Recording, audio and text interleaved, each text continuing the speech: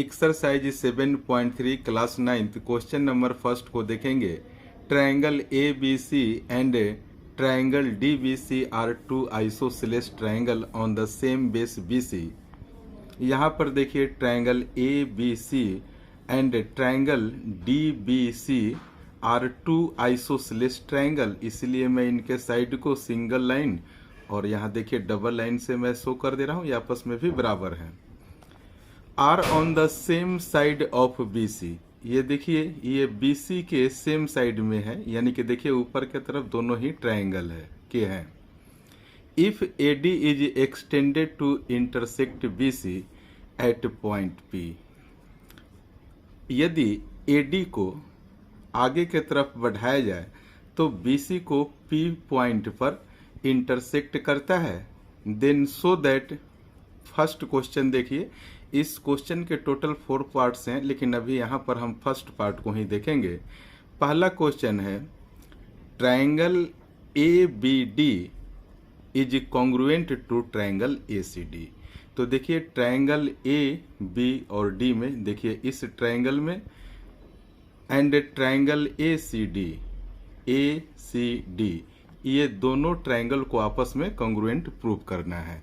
तो चलिए सबसे पहले हम जो गिवन इंफॉर्मेशन है उसे हम फटाफट लिखते हैं। Given A B is equal to A C and D B is equal to D C. यहाँ पर देखिए ए बी और ए सी, ये ए बी सी ट्रायंगल का दो साइड आपस में इक्वल हो जाए क्योंकि आइसोसेलेस ट्रायंगल है। उसी तरीके से डीबीसी में ये देखिए डीबी एंड डीसी भी आपस में इक्वल हो जाएंगे। तो ये गिवन इंफॉर्मेशन है तो हमने यहाँ पर लिख दिया। अब देखिए यहाँ पर कह रहे कि ट्रायंगल एबीडी और ट्रायंगल एसीडी आपस में कॉन्ग्रुएंट है, तो हम सबसे पहले इसी दोनों ट्रायंगल को लेकर आगे हम फर्दर प्रोसेसिंग करेंगे। तो हमने लिखा in triangle ABD and triangle ACD. अब आप इसमें देखिए इस दोनों ट्रायंगल में A B is equal to A C, जो कि ऊपर हमने दिखाया है अभी आपको, and D B is equal to D C, ये दोनों इंफॉर्मेशन गिवन है तो हम इसे लिख देंगे गिवन को। A B D and A C D में आप इस पार्ट को देखिए, ए डी पार्ट को, ये ए डी दोनों ही ट्रायंगल में कॉमन है, तो आप A D is equal to A D लिख दीजिए और इसको आप लिख दीजिए कॉमन। तो अब आप देख रहे हैं कि ट्रायंगल ए बी डी और ट्रायंगल ए सी डी में हमें 3 पॉइंट्स मिल गए। 2 पॉइंट्स तो गिवन है ऑलरेडी, और थर्ड पॉइंट को हमने A D is equal to A D कर दिया क्योंकि इस दोनों ही ट्रायंगल में कॉमन है। इस तरीके से हम कह सकते हैं कि triangle A B D congruent है ट्रायंगल ए सी डी के, ये दोनों आपस में कॉन्ग्रुएंट हो गए। अब आपको यहाँ पर क्राइटेरिया लिखना होगा, तो देखिए साइड साइड साइड, यानी कि by side side side criteria से ये आपस में कॉन्ग्रुएंट हो गए। तो हम क्वेश्चन नंबर 2 को देखेंगे। Triangle A B P congruent है ट्रायंगल ए सी पी के। तो देखिए ट्रायंगल ए बी पी इस ट्रायंगल की बात हो रही है, और ट्रायंगल ए सी पी, तो देखिए ए सी पी इस ट्रायंगल की बात हो रही है। हमें इस दोनों ट्रायंगल को कॉन्ग्रुएंट प्रूव करना है, तो हम इसी दो ट्रायंगल को लेकर प्रोसेसिंग करेंगे। तो आप लिखिए in triangle A B P and triangle A C P में। अब हम देखेंगे इसमें कि देखिए A B is equal to A C, जो ऑलरेडी पहले से ही गिवन है, A B is equal to A C, इसको आप लिख दीजिए गिवन। और आप देखिए ए बी पी में ये वाली एंगल और ए सी पी में ये वाली एंगल, इसका भी मैं नेमिंग कर दे रहा हूँ एंगल 1 और इसे लिख दे रहा हूँ एंगल 2। तो जब आप इसके पहले हमने प्रूव किया था triangle A B D A B D और ट्रायंगल ए सी डी में इस दोनों को हमने कॉन्ग्रुएंट प्रूफ किया था। तो उसके बेस पर एंगल 1 और एंगल 2 आपस में इक्वल हो जाएंगे सीपीसीटी से। तो यहाँ पर आप लिख दीजिए angle 1 is equal to angle 2, ये आपस में इक्वल हो जाएंगे और रीजन आप लिख दीजिए सीपीसीटी। आप सीपीसीटी का मतलब अगर नहीं समझते हैं तो मैं आपको एडवाइस करूंगा कि आप इसके इंट्रोडक्शन पार्ट का वीडियो अवश्य देखिए। इस वीडियो के डिस्क्रिप्शन में इसका लिंक डाल दिया जाएगा। अब देखिए आप यहाँ पर एपी देखिए, इस दोनों ट्रायंगल में एपी जो है ना, इधर वाले के ट्रायंगल और इधर वाले ट्रायंगल के बीचों बीच है, यानी कि दोनों में कॉमन है। तो आप लिख दीजिए AP is equal to AP और यहाँ पर आप लिख दीजिए कॉमन। यह दोनों ही ट्रायंगल में अवेलेबल है। इस तरीके से हमने यहाँ पर 3 पॉइंट्स हमने प्राप्त कर लिए। तो उसके बेस पर हम यह कह सकते हैं कि triangle ABP congruent triangle ACP, ये दोनों ही ट्रायंगल आपस में कॉन्ग्रुएंट हो गए। और यहाँ से देख लीजिए साइड और ये एंगल और साइड, तो by the criteria of side angle side से ये दोनों कॉन्ग्रुएंट हैं। अब क्वेश्चन नंबर हम थर्ड पार्ट को देखेंगे। AP bisects angle A as well as angle D। तो देखिए ये जो AP जो लाइन है, एंगल A पूरे एंगल A और एंगल D को 2 बराबर भागों में बाइसेक्ट्स कर रहा है, 2 बराबर भागों में बांट रहा है। तो चलिए अब हम इसको सॉल्व करते हैं। सबसे पहले यहाँ पर एंगल 1 और एंगल 2 हमने अभी अभी प्रूव किया है। तो आप लिख दीजिए, ये सीपीसीटी से हमने जस्ट अभी इसके पहले हमने प्रूव किया है। अब देखिए इन triangle DBP and triangle DCP DB is equal to DC। मैं पहले लिख रहा हूँ फिर दिखाता हूँ। DB is equal to DC जो कि गिवन इंफॉर्मेशन है। देखिए triangle DPP and triangle DCP में DB is equal to DC, क्योंकि आइसोसेलेस ट्रायंगल है तो आपस में ये बराबर होगा। अब यहाँ पर DP is equal to DP, देखिए इस दोनों ट्रायंगल में ये कॉमन है। तो लिख दीजिए DP is equal to DP और ये कॉमन है तो हमने इसे लिख दिया।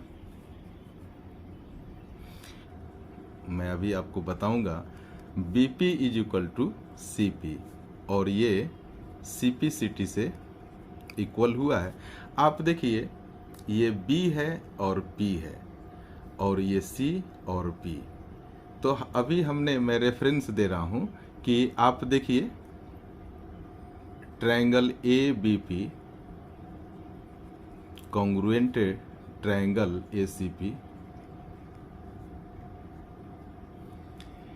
ये जो हमने सेकेंड क्वेश्चन में इस दोनों ही ट्रायंगल को ABP और ट्रायंगल ACP इस दोनों ही ट्रायंगल को हमने कॉन्ग्रुएंट प्रूफ किया है। तो हम BP is equal to CP हम लिख सकते हैं, क्योंकि corresponding part of congruent triangle से। तो हमने इसे लिख दिया। अब आप यहाँ पर देखिए कि साइड साइड और साइड 3 पॉइंट्स हमें यहाँ पर मिल गए। तो डायरेक्ट हम लिख सकते हैं कि triangle DBP congruent to triangle DCP, ये दोनों आपस में कॉन्ग्रुएंट हो जाएंगे। और आपको क्राइटेरिया भी लिखना होगा कि किस क्राइटेरिया से कॉन्ग्रुएंट हो रहे हैं। तो देखिए साइड साइड और साइड क्राइटेरिया से ये कॉन्ग्रुएंट हो गए। अब DBP और यहाँ पर देखिए DCP, ये दोनों आपने कॉन्ग्रुएंट प्रूफ कर दिया। तो यहाँ पर देखिए जरा कि ये वाली एंगल 3 और ये वाली एंगल 4, तो आप लिख दीजिए इसीलिए angle 3 is equal to angle 4, ये दोनों आपस में बराबर हो जाएंगे CPCT से। तो आप लिख दीजिए CPCT। तो CPCT से हमने इसको बराबर कर दिया। तो अब आप देख रहे हैं कि ये जो AP है जब ये एंगल 3 और एंगल 4 भी यहाँ पर बराबर हो गए, और ऊपर भी आप देख सकते हैं कि ये वाला एंगल भी 1 और 2 भी आपस में बराबर है, आप यहाँ पर देख सकते हैं ये angle 1 is equal to angle 2। तो आप देख रहे हैं कि इस ए एंगल को और इस डी एंगल को एपी क्या कर रहा है, दो बराबर हिस्सों में डिवाइड कर रहा है। तो इसीलिए आप लिख दीजिए कि AP, therefore AP bisects angle A and angle D. इस क्वेश्चन के पार्ट 4 को देखेंगे।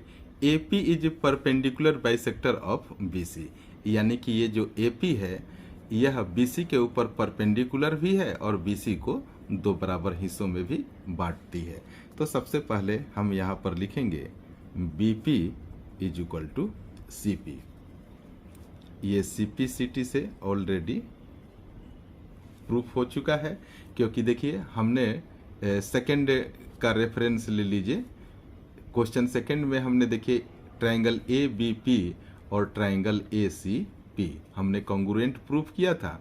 तो उसके आधार पर corresponding part of congruent triangle से हम बीपी और सीपी को आपस में हमने इक्वल लिख दिया। मैं रेफरेंस दे रहा हूं क्वेश्चन 2 में ट्रायंगल ए बी पी,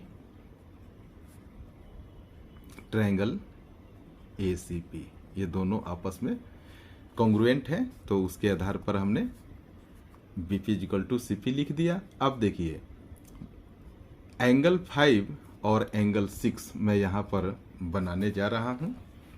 देखिए इसको हमने एंगल 5 और इसको हमने एंगल 6 मान लिया। तो यहाँ पर देखिए हम लिखेंगे angle 5 is equal to angle 6 और इसको भी हम कर देंगे सीपी सीटी, क्योंकि ये डी बी पी और डी सी पी ये दोनों आपस में अगर ट्रायंगल कॉन्ग्रुएंट है तो कॉरस्पॉन्डिंग पार्ट उसका क्या हो जाएगा, कॉरस्पॉन्डिंग पार्ट आपस में इक्वल हो जाएंगे। तो इसको भी आप लिख दीजिए यहाँ पर सीपी सीटी। अब देखिए इस दोनों एंगल को अगर मैं लिखूं angle 5 plus angle 6 is equal to 180 degree. ये देखिए एंगल 5 और एंगल 6 ये लीनियर पेयर है। तो इस दोनों एंगल का सम कितना हो जाएगा, 180 डिग्री हो जाएगा। तो आप देखिए एंगल 5 और एंगल 6 दोनों आपस में इक्वल है। तो हम क्या करेंगे कि एंगल 5 के जगह हमने एंगल 6 लिख दिया और एंगल 6 इसको एज यूजुअल और ये 180 डिग्री। तो इसको हम क्या कर सकते हैं, ट्वाइस ऑफ एंगल 6। इस दोनों को आप लोग ऐड बिल्कुल मत करना, ये एंगल है, इज इक्वल टू 180 डिग्री हो गया। तो आप एंगल 6 का वैल्यू कैसे निकालेंगे, 180 को ये 2 इक्वल के राइट के तरफ जब जाएगा तो ये डिवाइड में चला जाएगा, इसको कैंसिल कर दीजिए तो ये वैल्यू निकल कर आ गया 90 डिग्री। और एंगल 5 और एंगल 6 आपस में तो इक्वल ही है ना, तो इसीलिए एंगल 6 अगर 90 डिग्री होगा तो एंगल 5 भी 90 डिग्री के इक्वल हो जाएगा। तो आप देखिए जब एंगल 5 और एंगल 6 जब 90 डिग्री का हो गया तो ये तो परपेंडिकुलर हो ही गया और बीपी और सीपी आपस में इक्वल है। तो ये वाला पार्ट और ये वाला पार्ट भी आपस में बराबर होगा। तो आप लिख सकते हैं यहाँ पर therefore AP is perpendicular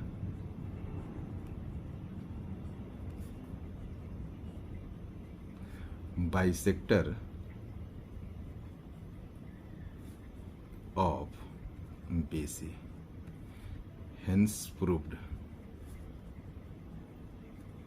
class 9th math की सिलेबस कंप्लीट करने के लिए कृपया मेरे चैनल को लाइक एंड सब्सक्राइब कीजिए। Thank you so much for watching this video.